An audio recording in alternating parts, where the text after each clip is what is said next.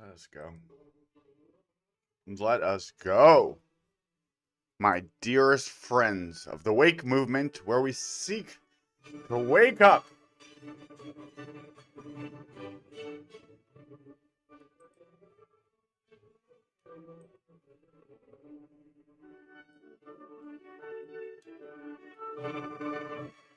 Today we have a very, very interesting show where we will go over Gnostic Informant, this gentleman named Neil, who's very educated in religious studies. We have him together with MythVision's host Derek Lambert, also somebody who's been very prominent in the world of religious studies and bringing on scholars to speak about such things as religion, namely the Abrahamic religion, its origins leading into Christianity and even Islam, and the earlier Gnostic sects. And so we have on the show Gnostic Informant. He set up this show that said, bring your best arguments for what you believe. And here we have the much hated Adam Green of No More News, No More Religion, banned off of YouTube after 130 something thousand subscribers. These guys are only at 30,000 subscribers. Adam had an additional 100,000 before he was banned.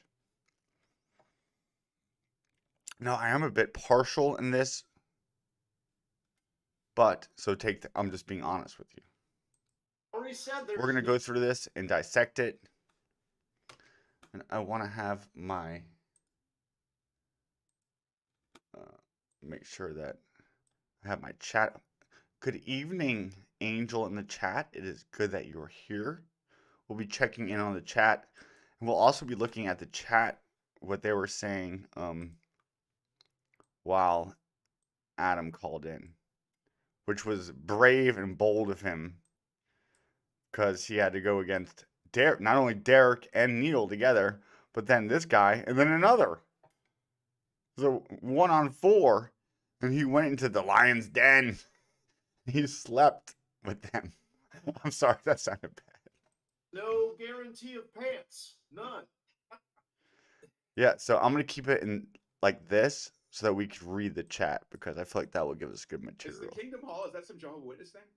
Yes. Yeah, that means I'll have to make myself small. Yeah, you're not going to see me there, but I would love to one day go there with some cameras and some mics and just interview people. That'd be kind of like, like the Channel 5 style videos. I want to do something like that one day with like Jehovah's Witnesses, just look, they're all having fun. It was all fun and games until the next call in. Just talk, not talk shit or anything. Just have fun. Hey, why are you here? What do you believe in? Stuff like that. So, but yeah, thanks for that super chat. And now we have another challenger. Just look at their faces because they know what Adam's gonna bring. Adam's about to bring Thor's hammer down on you. That is in the house, and it's Adam Green. What's going on, Adam? Look at that smile. What's up, guys? Adam Green is my God-given birth name that I have since renounced because it's Hebrew. So I'm going by Thor Odinson. So you got Adam is now going by Thor Odinson. That's funny. He had to do that to get on the show. I mean, he didn't have to because they knew who it was. But anyways, the point is, by the time Paul's writing his letters, how do we know that they knew who he was? Monotheists who already are. So I just want to throw that out. Hello?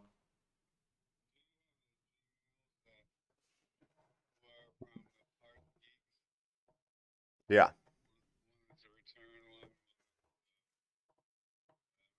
Yeah, yeah.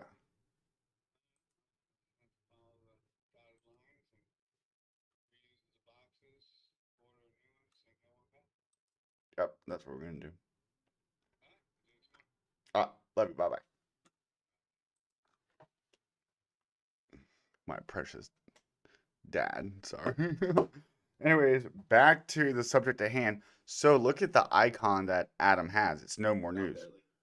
So they know who they were bringing on. To their credit, they could have ignored Adam and not brought him on. The network was there for it to be, if that makes sense. Yeah, I guess so. Yeah. All right. So I'll see you again. Thank you very much for having me. Thank you. Thank you, Javier. Before we get to Odinson, there's one more super chat. Thank you, Constellation Pegasus. I always appreciate your super chats. You're always Ed. The constellation Pegasus is in between the constellation Pisces and Aquarius. We are traveling from the age of Pisces into the age of Aquarius. In between that is the constellation Pegasus. Just so y'all know. Heading into the conversation. I love it. Thank you. Which is why you probably see lots of like white horse, flying white horses, unicorn stuff, symbolism. Are you three lovely people going to Kingdom Hall next Sunday? Yes. Of course. And I already said there's no guarantee of pants. Can I turn it up? Gotta turn it up. Is the Kingdom Hall, is that some Jehovah's Witness thing? Yes. Yeah, that's what I thought. Yeah. Yeah, you're not going to see me there. But, I would love to one day go there with some cameras and some mics and just interview people. Soul Trip in the house. Like, like the Channel 5 style videos. I want to do something like that one day. With like Jehovah's Witnesses, just talk, not talk shit or anything. Just have fun. Hey, why are you here? Again, I would go big screen with this, but I want to keep the chat in because I feel like it will be a learning experience to at least see what the chat says. Stuff like that. Their chat. But yeah, thanks for that super chat. And now we have another challenger that is in the house. See, Adam Green. What's going on? There was the normal No More News logo, so they knew who they were bringing on. So good for them for at least giving him, which no one wants to give him a stage or a platform. Adam? What's up, guys? Adam Green is my God-given birth name that I have since renounced because it's Hebrew, so I'm going by Thor Odinson. So you guys would let me on, but that's just a joke. What's up, Neil and Derek Squared? So nervous to talk to you guys. I've been watching you guys all the time. You got Adam, somebody with 130,000 views, them with 30,000 subscribers. I'm sorry, is nervous to talk to these guys. Because they do have a lock. Because they've worked hard for it, so good for them. And so how precious is Adam saying that he's being humble and he's just happy that they brought him on because they didn't have to. They took a little bit of a chance. Big of a chance. And look how humble and Adam is. you guys are where it's at with all the scholars online. You gotta give them credit. Thank you. You got quite the following now too, man. You're doing your thing. Nothing like it used to be. Well, now, a few years ago, before I was banned from YouTube, I had 135,000 subscribers. Wow. Yeah, 100,000 more than you guys have. My most recent channel was banned too. It was my 5th YouTube channel, No More Religion. And I was banned from the MythVision Facebook group for sharing some memes of Christopher Hitchens saying, speaking ill of Judaism. Which is the same reason why the ADL wrote him up for sharing Christopher Hitchens, one of the smartest men ever alive, and his views on this religion. Being critical of someone's religion, if it advocates violence, should be not just not banned, but even welcomed. What do I believe? At least entertained or given a voice to. I believe in mythicism, and I believe that the purpose of the Torah, the prophetic destiny. Yeah. We believe. I hate the word believe. And I hate to subscribe to any belief. But we've come to find out that this is all myth. Largely astral myth, which I like to point out, but also propaganda. The destiny of the Messiah was to make footstools of his enemies, to rule like a rod in the land of thine enemies, to make the Gentiles and the nations. Can you hear me, Angel? Can you hear the video? In their pagan idol worship, but they didn't want them to convert to Judaism. They Sorry, I talked to him. And selling this message to So it's so Gentiles important. didn't take it even. Get comfortable. This might take a while. It's only, I mean, they kept him on for almost 30 minutes, I think. And this is probably going to take 2 freaking hours for us to go through. And I haven't prepared for this that much at all. I watched it once. Further, so that it's just an open question, really. It's interesting to think about. Yeah, it's always open to debate, right? Oh, and one more thing. I just thought of this too. Monotheism was popping in the 1st century. Jehovah's Witnesses, just Wow. Odinson. So Wow. But, yeah, and my most recent channel was banned too. It was my 5th YouTube channel, No More Religion. And I was banned from the MythVision Facebook group for sharing some memes of Christopher Hitchens saying, speaking ill of Judaism. But what do I believe? I believe in mythicism.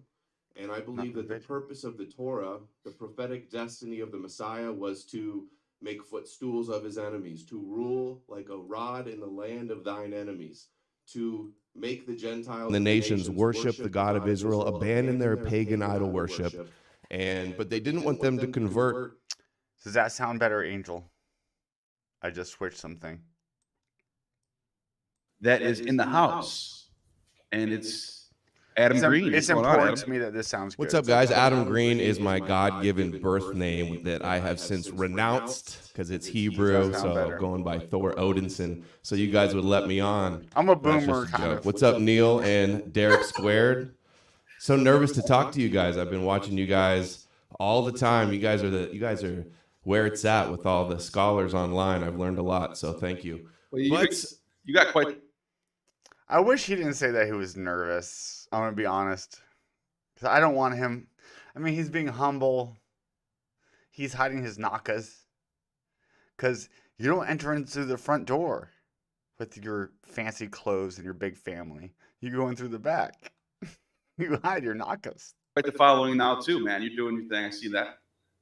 Well, now, a few years ago, before I was banned from YouTube, I had 135,000 subscribers. Does it sound better? Wow. But, Yeah. yeah, A lot more and popular than you my are. most recent channel was banned too. It was my 5th YouTube channel, No More Religion. And I was banned from the MythVision Facebook group for sharing some memes of Christopher Hitchens saying, speaking ill of Judaism. But what do I believe? I believe in mythicism.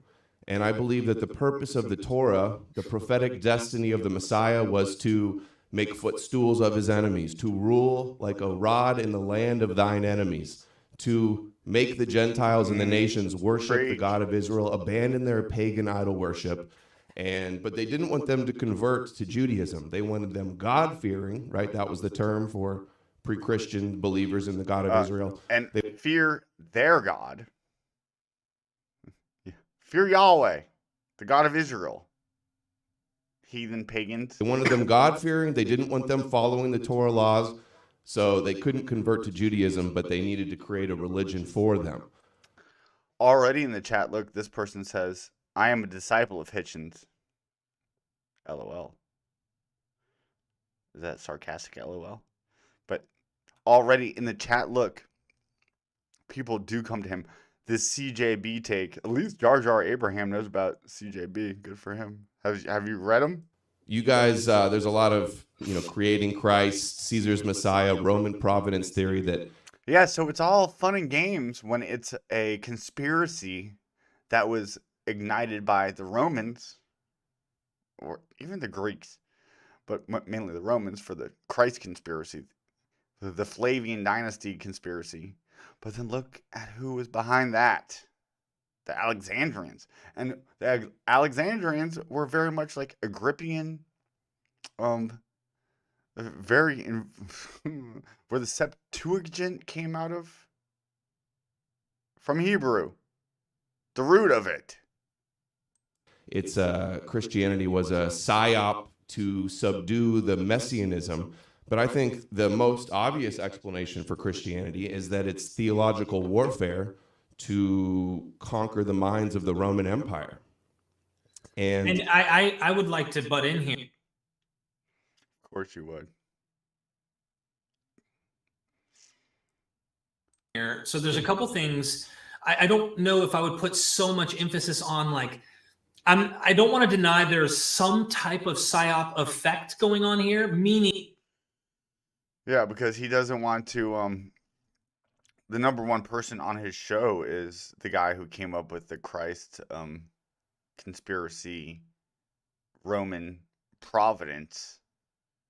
And how good did that do for Rome? Rome fell shortly after because of the Christian influence, the Judeo-Christian movement. I think it's in competition, and it's trying to say Jesus is the real Son of God, not Julius Caesar, Caesar Augustus, the Julio Claudio line. I do think that if I happen to be a master at reading people's faces, and you could see that he's like crying out to his audience. He's like, I think it's this, so that it excuses that. Create a religion for them. You guys, there's a lot of, creating Christ, Caesar's Messiah, Roman providence theory that it's Christianity was a psyop to subdue the messianism. And you can talk about that all day. The most obvious explanation for Christianity is that when you could talk about that all day, but not talk about the other psyop from whence it came out of, that should ring the alarm. It's theological warfare to conquer the minds of the Roman Empire. And I would like to butt in here. So there's a couple things. I don't know if I would put so much emphasis on like, I don't want to deny there's some type of psyop effect going on here, meaning I think it's in competition, and it's trying to say Jesus is the real Son of God, not Julius Caesar, Caesar Augustus, the Julio Claudio line. So that's, if you're saying that, so that's also subversive to the Roman providence theory. Exactly. So Derek does talk about that a little bit. I do think that it's setting up a completely different kind of kingdom, or it's trying to. Yeah, not the kingdom of the world to come that's in this world, but in some fictional fairyland in your head. Competing to the Roman Empire. I'm not a Roman provenance guy, as I used to kind of think maybe there's something there. I do think it's Jewish grassroots movements up, but I would also want to be more clarifying that it's not a homogenous. DC says, backwards, dude. It was the Romans conquering Israel. Yeah, how long did Rome last after they took on this religion? Idea within Jewish minds, even throughout Hebrew scriptures. So I wouldn't say all of it is to subdue Gentiles. I would say there is emphasis of. That's what it has done.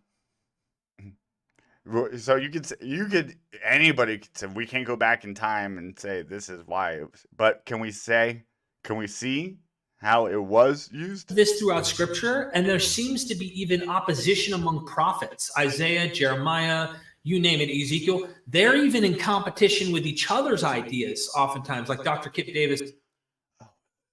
The rabbis can never agree on anything. The Dead Sea Scroll scholar says. So I wouldn't say if we find an ugly idea, and there are and look at Neil has Derek doing his work for him. Good boy. Pressing the elevator up button for him.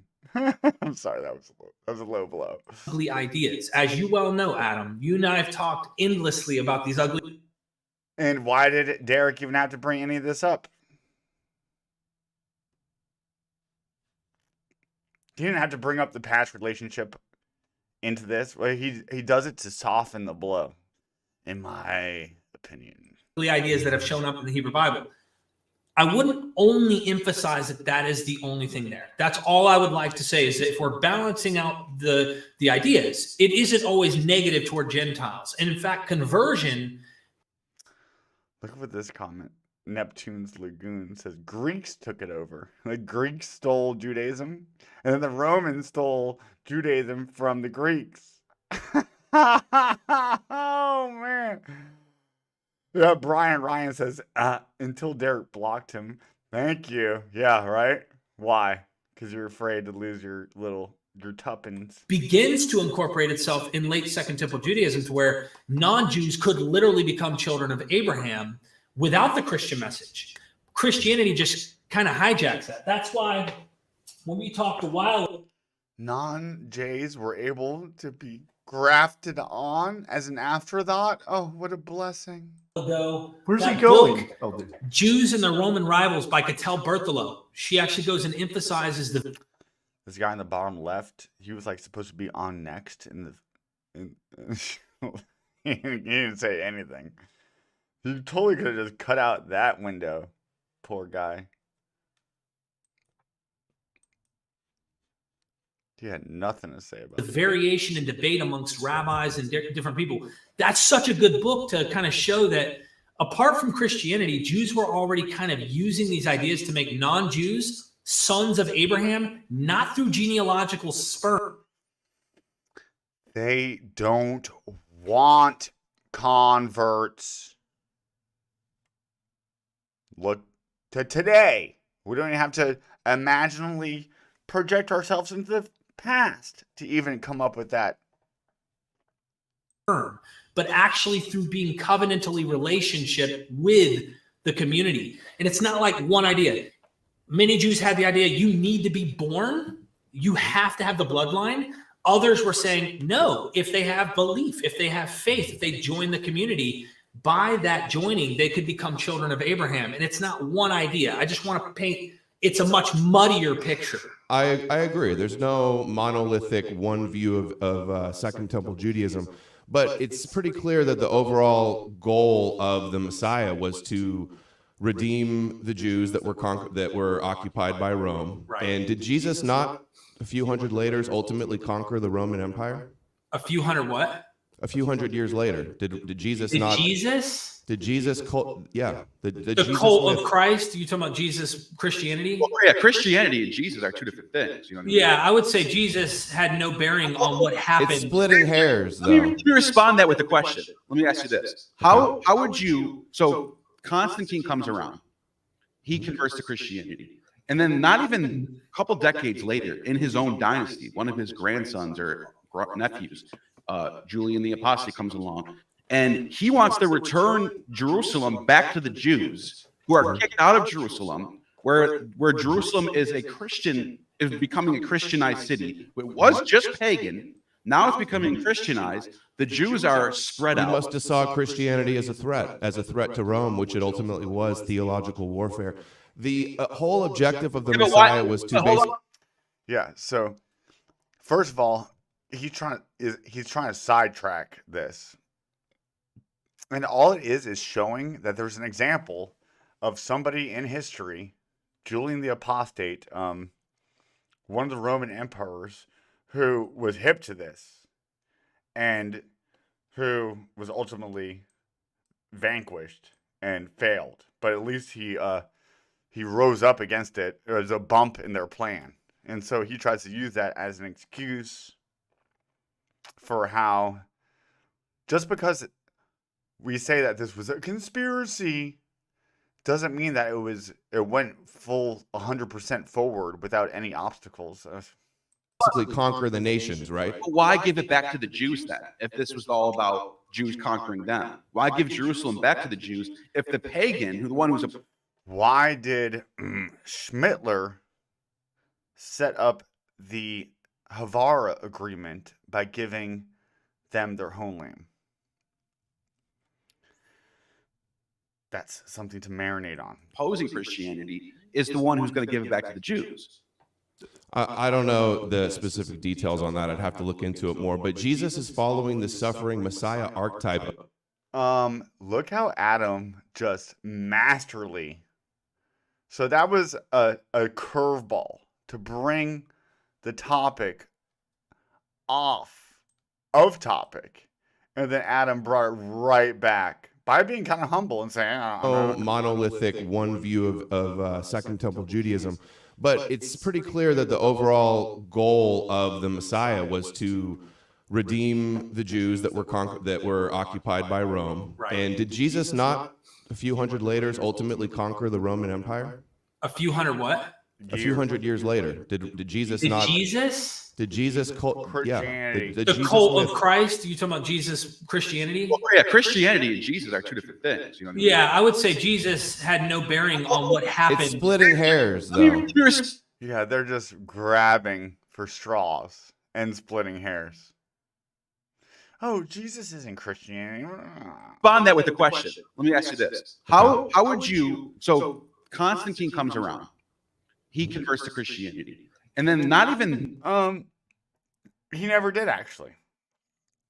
On his deathbed, and who was whispering in his ear? a couple decades later, in his own. This look right here.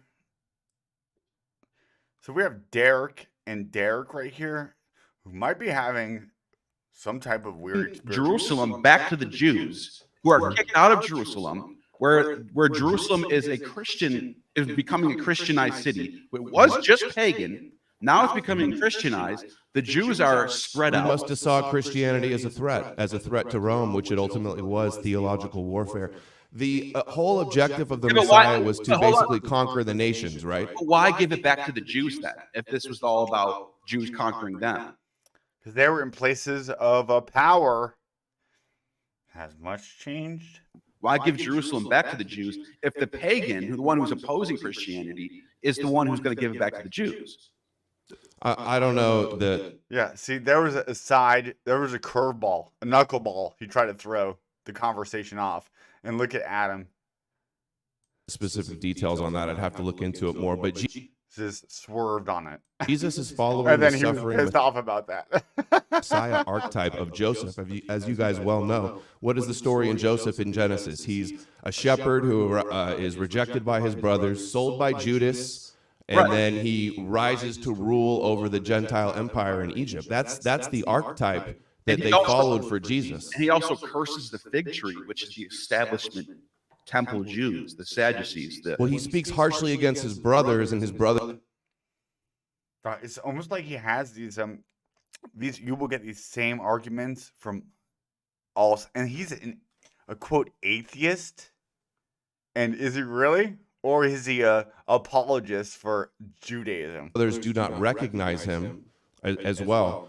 And you guys mentioned the Sermon on the Mount. I've been reading Randall Helm's Gospel Fictions right now, and he says that the New Testament is quoting from the Septuagint in the Sermon on the Mount. So I think that rules out any possibility that there was a real historical Jesus speaking in Aramaic, because they're taking this straight from the Scriptures. I'm with you on the Sermon on the Mount being Eli Brown, a creation, if you will, put into the mouth of Jesus. But then again, I'm not dying on the hill when it comes to this being an argument for or against Jesus' existence, because I do think the Gospels. Look at Derek, number 2, in the background as his hype man. They should let me be in the background for Adam's videos to be his hype man. I could do a lot better facial gestures. Is quoting from the Septuagint in the Sermon on the Mount. So I think that rules out any possibility that there was a real historical Jesus speaking in Aramaic, because they're taking this straight from the Scriptures. I'm with you on the Sermon on the Mount being a creation, if you will, put into the mouth of. Look at his hype man, Jesus. But then again, I'm not dying on the hill when it comes to this being an argument for or against Jesus' existence, because I do think the Gospels fluff up things a lot. You actually just touched on something that's a big deal, because the Septuagint was seen as not the right way. Like the Septuagint was the Hellenized version that all these other weird... exactly. And when we go to the Hebrew version, it's even more damning. Weirdos are doing where there's the Alexandrian Jews are the ones that did that. And so I think that's who also came up with the New Testament, and they're related to the Essenes actually, because they split with the Sadducees, and they had a big temple in Alexandria as well. And you guys have one guest on who has a theory, and a lot of people cite him that it's legitimate that the Septuagint was which is the Tanakh essentially, isn't until like 275 BC. They came out at the same time. Yeah, what's that guy's name? Russell Gamirkan. Gamirkan. I need to get his book. I need to cite him more. Yeah, he's good. He's good. But that being, I talk to Adam every other day. He's always reading. Is that okay? I have to go back to reading. I'm going back to reading. He's not somebody who's just. He's taking this seriously. But doesn't that show you that there's an outside movement of Hellenized Judaism that has nothing to do with Israel? If it's in Alexandria, that's not Israel. You know what I mean? Right. Yeah. Like Philo and his logos, which I saw your debate with Carrier about how that's not Joshua, but I think that very clearly is where they got the anointed Joshua figure for Yeshua. But the point I want to get across before you guys go to another caller is the prophecies were for. They didn't go to another caller for another 20 minutes. They get comfortable. Getting the whole world, all the nations to worship Yahweh. They accomplished that through Christianity. Are we not fighting Israel's wars? Now, half the world, the Abrahamic religions have dominated the last 2,000 years more than any other thing that I know of. Half the world believes in this Jesus figure as the Son of God, even Christianity and Islam. The top rabbi, and this is the official consensus rabbinical view on Christianity, is that fulfilled their prophecies. It wasn't an accident. And from Maimonides, better known as the Rambam, Maimonides says, top 12th century rabbi says that it's preparing the world for the Messianic age. Even Tovia Singer says this, that their prophecies would not be able to be fulfilled without Christianity. Okay, but here's the thing, though. We can point back to before Christianity, and we have Middle Platonism already geared towards a monotheistic God. Judaism and Egyptianism had the idea of a monotheistic God. Platonism had the idea definitely before Judaism. I think Judaism stole the most from Platonism, more than Egyptianism and Assyrianism. It's synonymous. Platonism, they fit like a glove. And then you have the Hypsisterians, the Greek monotheists.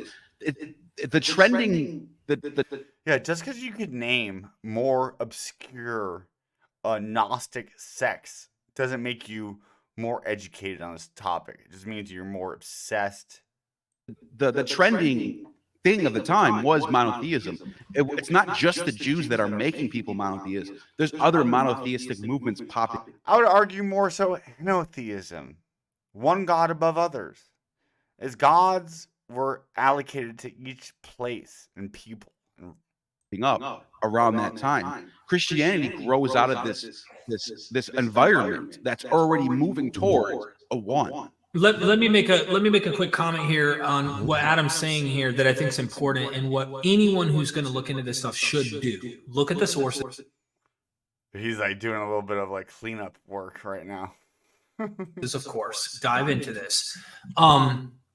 I'm curious to know exactly the context of Maimonides. I'm curious to know exactly the historical relationship. You go back and read through Maimonides. I would like to know the context.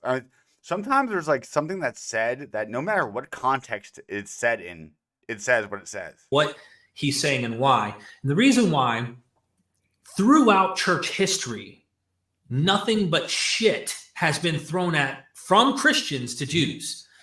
And that is exactly what they want because it keeps them separate. Sacred. Sacred literally means separate. Yet this sounds like Jews are... It's because you've been programmed in such a way. Secretly controlling the whole thing, whereas this becomes a Gentile religion, technically. Eventually, Jews are kind of pushed out to the point where they're being force converted back into Christianity. Yeah, they don't even want this thing. No, they fake convert back into Christianity because they created it, so they could jump in and out of it at will. And I condemn Christian anti-Semitism. I think it's awful. But see, all supremacy is wrong, and Adam addresses that. You have to understand the dynamic, the dichotomy of Jacob and Esau, because that's Judaism and the descendants of Jacob. And that's a main point. If you don't understand the dichotomy, the dialectic set up as Esau versus Edom, as Cain versus Abel, as even Adam versus Eve, then you're not going to You're not going to get it. And Esau, which they believe is the Roman Empire. And Esau I agree that there are Jacob. certain Jews That's the who prophecy. see that. There are certain Right. Jews who see this. You know, him saying the J word like that is not going to be good for the channel. This is my point about You got to be smarter. We can't even be critical of religion. I mean, maybe he has a little bit of a pass. we talked about how the Old Testament talks about particular things. We shouldn't just make it one thing. And in fact, there is this. I have nuance. I got to jump in here for a second because Paul himself uses the First of all, look how frazzled they all are. They're all jumping over each other. Like Jacob and Esau brothers. He does. And look how uncomfortable Derek number 2 is. Bless him. Bless him, though. he talks about Esau being the ones that are bondage by the law. Those are the Jews, and Jacob is actually the nations. That he flips it on its head. But like that, all that doesn't explain how. Does he flip it on its head? Let's listen to that again because that's different. That's very, I think, poignant. Bondage by the law. Those are the Jews, and Jacob is actually the nations. That he flips it on its head. Is the law a good thing or a bad thing? But like that, all that doesn't explain how you get Christianity. No, you're wrong, Neil. Paul says that he cites the verse where it says, "What the fuck is up with him throwing up the 666?" Is the Roman Empire, and Esau I agree that there are Jacob. certain Jews That's the who prophecy. see that. There are certain Right. Jews who see this. This is my point about when we talked about how the Old Testament talks about particular things. We shouldn't just make it one thing. And in fact, there is this. I have nuance. I got to jump in here for a second because Paul himself uses the Jacob and Esau brothers. He does. And he talks about Esau being the ones that are bondage Grafted by the on. law. Those are the Jews, and Jacob is actually the nations. That he flips it on its head. But like that, So Jacob isn't. I don't know about that. all that doesn't explain how you get Christianity. No, you're wrong. And there we have him throwing up the 666. I'm just joking. But how cute is their relationship? I mean, bromance. I support bromance. I think that's beautiful. Wrong, Neil. Paul says that he cites the verse where it says God hates Esau, but then he goes, no, God forbid that he would hate Esau. And then he's talking about basically grafting in Esau and going after. He believes all of Abraham's descendants will be blessed through Abraham, like the Genesis prophecy to Abraham in the covenant. And that's why he brings in Esau represents Christianity and Islam represents the firstborn son from Ishmael. Hold on, you're And there's a interpreting theme- Romans Hold on, 9 let me finish as the thought. Esau is not hated? Yeah, let him finish. Then we'll talk about it. God, they've already had Adam on for more than any other caller times too, and he just keeps. And he hasn't even started yet. And Adam started off soft, and then watch, he really turns on the heat. Yeah, that's his Pharisaic pill pull in this context. But also, how can these Roman provenance people say that it's written in Greek? It's Paul is the earliest Christian sources that we have, basically. He's the apostle to the Gentiles. The Gospels are all Pauline. It's like the Great Commission, going to the Gentiles. It's obviously that this was a religion that was, the prophecies called for to be reject their Messiah. He had to.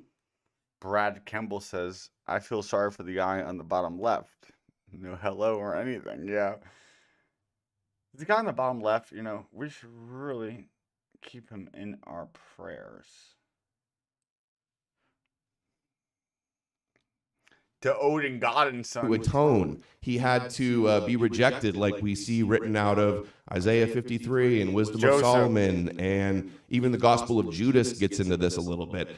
And in John, it talks about how Caiaphas has the meetings with the high priest, and he says that he must die for. They had to even go to the scripture, and they had to go into a column on the left. And you missing the guy on the bottom left isn't. We're not missing much because he was just an innocent bystander. The Jewish nation. Otherwise, Rome would defeat them. I think this, like the Jesus Barabbas and Pilate story, they're deciding to go with the mythical suffering Messiah and then get the Gentiles to convert because they couldn't fake a military leader. They couldn't have a military leader that would help them defeat Rome. So they went through setting up a Hegelian dialectic antithesis religion, which is Christianity. And then now it's got the whole world to worship their God, so that accomplished their goal. Yep. Laid it out right there. Serve the younger. See, Jacob, what you're doing here is you're taking a very macro bird's eye view of history, and you're ignoring all the. No, I'm not. I've got dozens of videos on my playlist on Odyssey. The Christianity Deception Exposed. You're making this very complicated thing so simple.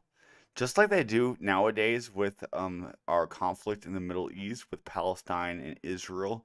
It's like, oh, it's so complicated. No, it's not that fucking complicated. It's an apartheid nation like wiping out, genociding another.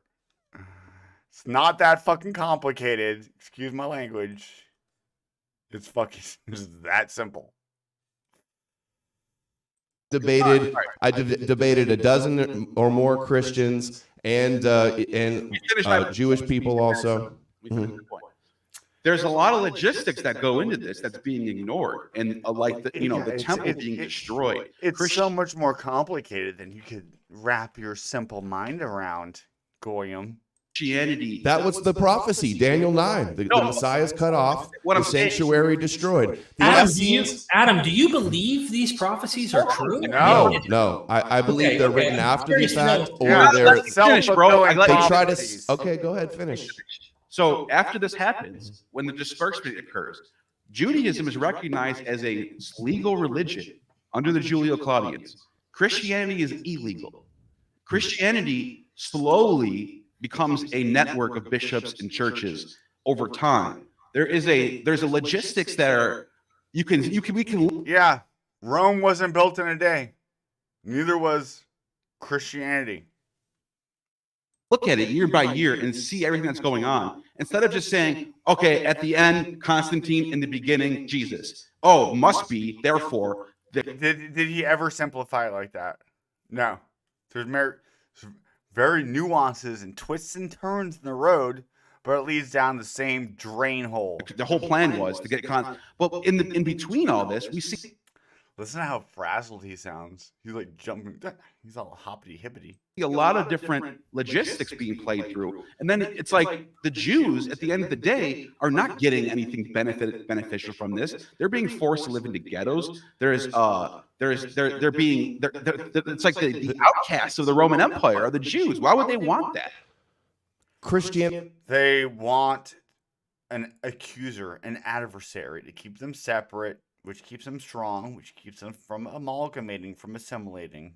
Outlawed usury and delegated that to them. Besides that, I'm surprised Adam went to usury because that's sensitive. And I've done videos on this, getting deep into it. It's sadistic. It's awful. It is. It's creating yourself a devil to punish you. For Abrahamism is awful for Jews. I think it's awful for Gentiles also. The persecution is indefensible. It's awful to blame Jews for killing God. I think it's ridiculous. I think it's turned Gentiles and Christians into the villains of history, and then now you get banned on YouTube if you talk. P.S. Theocide or Deicide is a great name for a black metal band. If that hasn't been done already, why not? And critical. P.S. I don't know shit about black metal. But the night's still young. Of anything Judaism. So, but staying in ghettos, like this is something that the rabbis actually say that they wanted and they enforced. There's ways that they actually like anti-Semitism. They believe that they're actually chosen to. I mean, if it wasn't for anti-Semitism, Jonathan Greenblatt would be out of a job. Be hated. Esau hates Jacob. This is what they believe. They're the holy seed that. Did you hear that exhale? Somebody just did a real big exhale right there. They're like, rabbi videos like literally every day, and to learn their deep esoteric beliefs. And they think anti-Semitism is a good thing for them. Not all of them, of course. And I don't think it's a good thing. I don't see Neil's face during that comment. Rabbi videos like literally every day, and to learn their deep esoteric beliefs. And they think anti-Semitism is a good thing for them. Not all of them, of course. See that face right there? You don't make that face when you are in an objective state in a debate. This is somebody who is offended, who is making a snarky face. And I don't say the word snarky often. That's exactly what that is. Of course. And I don't think it's a good thing. And then look at Derek, looking at Derek, flabbergasted. And then homeboy in the bottom left, bless his soul. I don't know, Derek, man. you're shaking your head, but I could show you clip after before- clip I mean, of you Rabbi might- saying this. I want 2 more points, and I know you guys want to move on, okay? No, Also, but I want there's to a- touch on Go Romans ahead. 9 real quick. You Mhm. said that Need too you much. interpreted this as Esau being the good one and Jacob being the bad one. I did not do that. No. You said Esau should be grafted in, you said. No, that's what Paul was saying. He's comparing the Gentiles to Esau in Romans 9, is what I'm saying. No, not necessarily. That's what. So what Neil just said was the Esau are the hardened-hearted Jews that aren't accepting the message that he wishes he was cut off for. So these are the people who didn't accept the message. Gentiles get grafted in, but they were never part of it to begin with. It's a whole nother tree. When you get later in that chapter, you see a contrast between it. So he's trying to make a point, and at the same time, he's just furthering the point that Adam's making, which is actually hilarious. Israel and the Gentile. So they're So he's trying to explain away and apologize for their abhorrent racism and supremacism. And he doesn't do a good job. what Neil just said was the Esau are the hardened-hearted Jews that aren't accepting the message that he wishes he was cut off for. So Esau, Edom is really just, and you know what they use that in Kabbalistic terms and metaphorical terms, but like, oh, that's the part of you that doesn't accept the law of Yahweh. But no, and that's casted upon the Gentile who doesn't get the law. So these are the people who didn't accept the message. Gentiles get grafted in, but they were never part of it to begin with. It's a whole nother tree. When you get later in that chapter, you see a contrast between Israel and the Gentile. So he's finding an argument That conflict doesn't arise. It's from the very first word go. to try and bring in Gentiles. One could try to argue, but this is an interpretive thing. There's so many things you said though, Adam, that we wouldn't even have enough time unless we spent the rest of this episode literally picking apart every little thing that you said to try and make a point.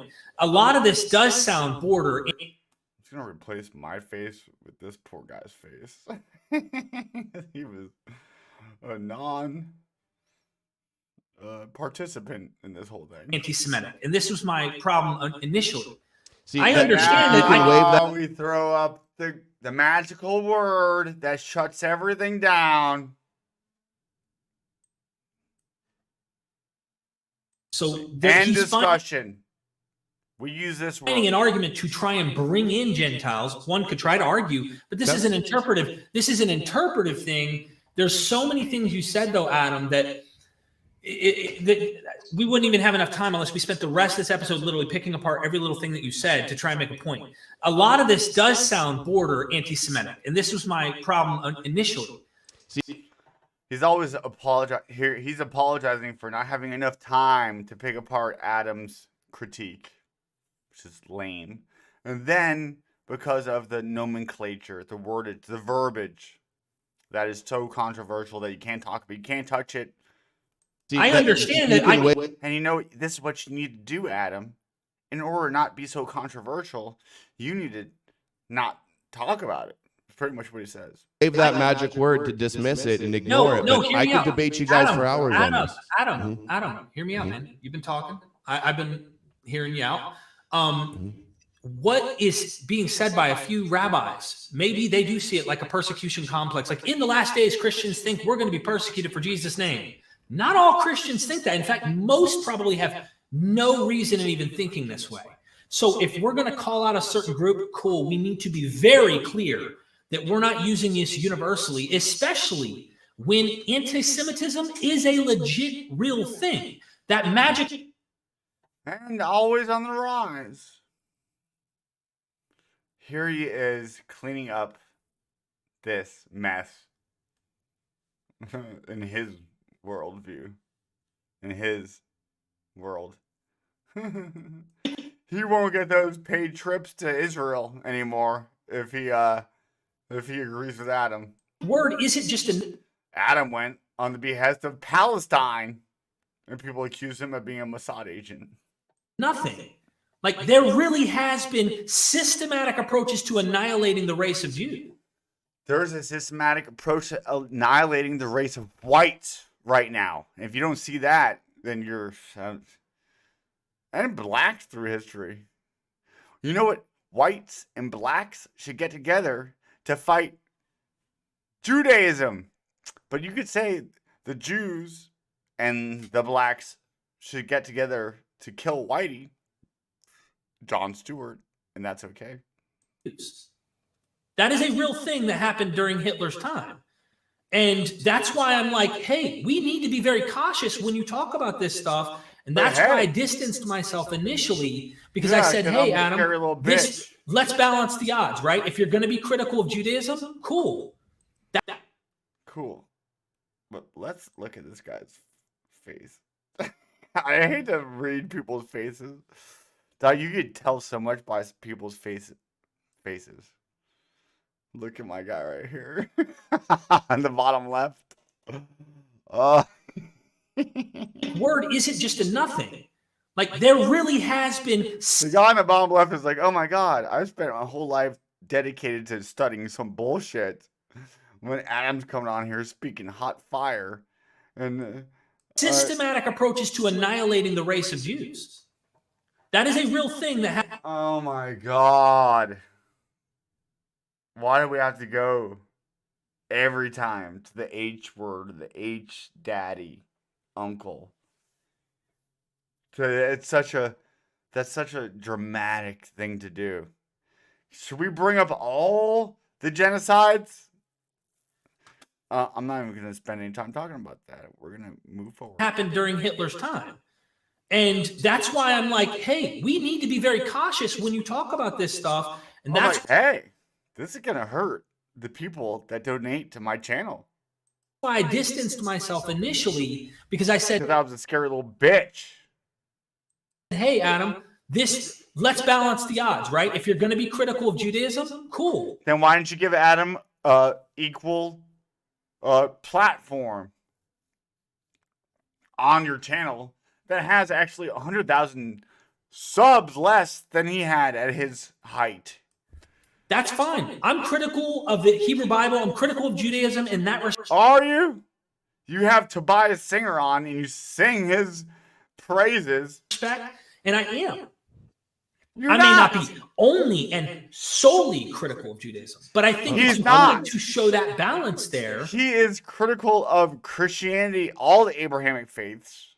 Maybe not Islam as much because of Islamophobia-ism and the rampage of that. And his hate comes not from Judaism, but rather mostly from cuckolded Christians. That we're not just. There's a balance. I get hate every day. I'm not Jewish, and I get anti-Semitic hate directed at me from lunatic, depraved Christians every day for exposing Christianity. So I'm well aware that there's actual anti-Semites out there. But everything I'm saying is based upon research, based upon studying what the rabbis believe and say. Wrong? Could there be some of these things that you're saying? I mean, all of it's wrong. All of these are myths, but this is sincerely what they believe. Like, for instance, in Judaism, in Kabbalah, they believe that Jesus is the reincarnation of Esau and the reincarnation of Cain, and Cain ultimately derives from Eve and Samael and Lilith, so Satan. Now, do you take that interpretation and go to the New Testament and then use that as the lens of understanding New Testament material? Because I would definitely say whatever is being said here in the Zohar or any other pieces of literature to try and understand Christianity. Dog, he is shook right now. He's shaking. Even with his number one behind him. I wish I was... See that homeboy right there? Derek number 2? Photo and post me behind Adam right now. I'd be talking in Adam's ear. I'd be like, Adam, get him. Get him. I'm such an instigator. Sorry. Christianity is not that. What about Apocalypse of Abraham? This goes back to Apocalypse of Abraham, which is first century. First century. And I would say every book in the New Testament needs to be parsed. Don't homogenize those texts either. Every single book, there are difference of theological opinions, different propositions that are being put out by each gospel. Each gospel is different. I know. I have never seen an atheist, quote unquote atheist, be so apologetic for the Judeo-Christian scriptures as this guy. Read them as a uniform single teaching, just like I wouldn't take a rabbi who says something that's hateful towards Gentiles and then go and paint that and say, look, Jews teach this or Rabbinic Judaism teach that. All rabbis don't teach this. And this is why this is a flawed, fallacious argument. I'm not saying every rabbi believes this, but if many of them do, I'm saying this is how you understand that Christianity is a controlled opposition religion, because it represents Esau. They believe Jesus is the reincarnation of Esau, which I don't believe.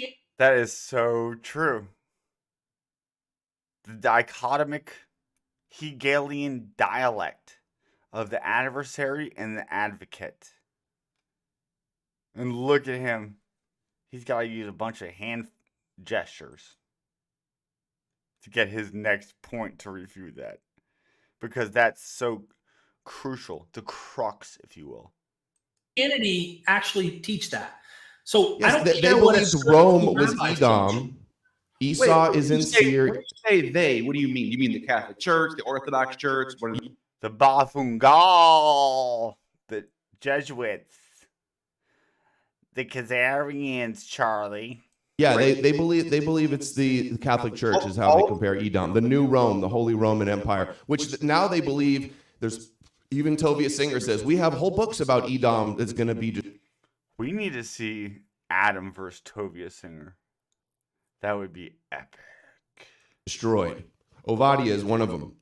Especially in the Zohar and Talmud, there's a constant theme about Edom being destroyed, the Messiah slaughtering the mountains of Seir and Esau, and Christianity represents that. And this is the idea of Esau is the evil firstborn son, just like Cain was the evil firstborn son. Jesus is the adversary Messiah. He's the Messiah ben Joseph, the first Messiah who is meant to be like Melchizedek, the high priest who does the atoning, has to die, has to be rejected and go to the Gentiles. As a subversion, essentially, to theologically conquer the world. Has the Christian myth not theologically conquered the world to a large degree? Okay, but when you look at the Talmud's view on Jesus, it's very negative. Why would they do that? Because he's their adversary Messiah. They consider him essentially Satan. He's fulfilling the role of Satan. So they created adversary. They created a Satan to take over the Roman Empire to treat them badly and to get the Gentiles to abandon and eradicate their pagan idol worship. And then the Gentiles took their entire system and then used the sword against them. So they didn't see that this was actually going to be harmful to them in the long run. There's too much conspiratorial thinking here, in my opinion. That it doesn't factor in all the data. Really not. So I really if think you watch my videos, Derek never wanted to watch my videos, so he doesn't actually see all the details of why I say these things. I'll tell you what, I've had you on for a while, and I'm not trying to dismiss you or run away from you. Why don't you send me a couple of sources that you have so I can see what you're looking at? And then we can have you and I can just do our own discussion, have a live, and just you and I will. You hear that? He said that he would have Adam on for a live. Oh, mark your calendars for that one, my friends. I'm down to do that. Is that cool? I would like that. And Neil, also, you slandered me pretty bad. You said that you want to apologize for that. You basically called me a white supremacist, and Adam asked him to apologize. And you know what, Neil? He never apologized for it. Really. He didn't. I have no supremacist views ever. I hate supremacy. The reason why we do this is against supremacy. That's why I'm so opposed to this idea of being chosen by God and above the nations and things like this. Well, if you really aren't anti-Semitic, you don't watch my videos, and you never knew that I was. You just said that. Yeah. Well, the little bit that I've seen of you is pretty. It comes off that way, and I could be wrong. So I'm willing to. Wrong. I'm willing to look. I'm willing to have a discussion with you, and we can. Right. And let me ask you this. One last question, if I can. So we're talking about what Jews think about, in particular Jews, not all, very, very specific rabbis through history or specific authors that have written in the Zohar or whatever that may have had ideas. Do Jews in general, before you talk about Christianity or Islam, do you have to make that precursor? Since you've been attacked, do they think you're an anti-Semite? Some of them do, but many don't. I've got Jewish friends. I just was talked to some Kabbalist Jews last week. I'm going to go on their show this week. Why do I think this is a deception on them as well. I think. Why do they think that? Why do you think they think you're an anti-Semite? Because they believe that any criticism of anything Judaism is considered blasphemy, essentially. You're not allowed. They think it's evil. You're Amalek. If you are anti-Torah, anti-Yahweh, you're considered Amalek. So you're the epitome of all evil. Me and Derek just hunt videos that are. Why am I not an anti-Semite and have friends you guys don't play rabbi clips. You guys don't expose their supremacist views like I have. They're actually listen. That's a big. You just answered the question. A rabbi is a Jewish person. It's not an idea. I'm not attacking people. I'm attacking ideas. I watch so many different rabbis on YouTube. I make big compilations with all what they say. I don't say anything that I can't back up with the source or a clip of several rabbis saying these things. That's people. And look, Adam, I'll show this actual sources. Let me just say one thing, and this is, I've said this on the phone when we used to talk on the phone a lot. And this is honestly just my honest advice. Bring that up all the time. It would be useful if it wasn't just attacks toward Jewish ideas. If there was a balance of like highlighting positive, progressive, not I'm a chosen race type people. Don't be critical of those types of Jews. Encourage people like that rather than just picking apart on Jews and their ideas. That's what I think is making them think. You can say you're not. I'm simply telling you why they and many others think this way is that emphasis. If you balance out what you did, I don't think you get as much hell as you get. Adam. Well, I'm telling you, the only hell that I get is crazy Christians calling me that's the biggest. A secret Mossad agent, and that I'm an antichrist blasphemer. That's where I get the majority of my hate is actually from the Christians. So.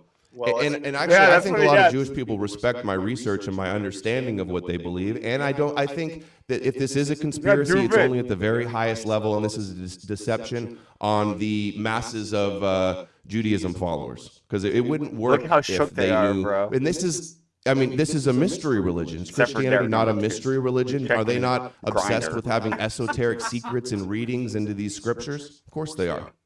All right. Well, listen. I do want to get to the next one. I want to talk to Caleb. Adam. But we will. Thanks for waiting, Caleb. We will further. Sorry, Caleb. Thanks for your time. Thanks, guys. No more news. Check it out. Bye. No more news. All right. Thank you. Can we please get a biased apologist on here? For the love of God.